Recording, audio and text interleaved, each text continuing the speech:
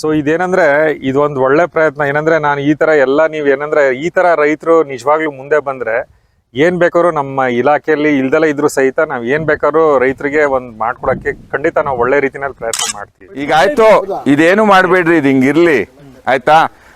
ಕಾಲಕ್ಕೆ ನೀರ್ ಕೊಡಿ ಆಯ್ತಾ. ಸ್ವಲ್ಪ ಇದು ಬೆಳ್ಕೊಂಡಾಗ ಮೆಣಸು ಬಗ್ಗೆ ಮಾಹಿತಿ ತಿಳ್ಕೊಂಡಿರ್ರಿ. ಏನ್ ಮಾಹಿತಿ, ಬರೀ ಬೆಳೆಯೋದಷ್ಟೇ ತಿಳಿದ್ರೆ ಸಾಕಾಗಲ್ಲ. ಇಲ್ಲಿ ತೆಗೀರಿ, ಇಲ್ಲಿ ಬೇಡ, ಇದೇನ್ ದೊಡ್ಡ ಶೇಡ್ ಅಲ್ಲ, ನಿಮಗೆ ಬೇರೆ ಟೈಮಲ್ಲಿ ಬಿಸಿಲು ಸಿಗುತ್ತೆ. ಇನ್ನೊಂದು ಮೆಣಸು ಬಗ್ಗೆ ಮಾಹಿತಿ ಇಟ್ಕೊಳ್ರಿ. ಎಲೆ ಬಳ್ಳಿ ಹೆಂಗೆ ನಾಟಿ ಮಾಡ್ತಾರೆ, ಎಲೆ ಬಳ್ಳಿನೆಲ್ಲ ಸಾಮಾನ್ಯ ಅಡಿಕೆ ತೋಟಕ್ಕೆ ಮಾಡ್ತಾರೆ, ತೆಂಗಿಗೆ ಹಬ್ಸಲ್ಲ. ಬಟ್ ಏನಂದ್ರೆ ನಾವು ಮೆಣಸಿನ ಗಿಡ ಬಳ್ಳಿನ ತೆಂಗಿಗೆ ಹಬ್ಸ್ಬೋದು. ಇದು ಏನಂದ್ರೆ 1 ಮೀಟರ್ ದೂರದಲ್ಲಿ ನೀವು ಹಾಕಿದ್ರೆ ಬಹಳ ಒಳ್ಳೇದು.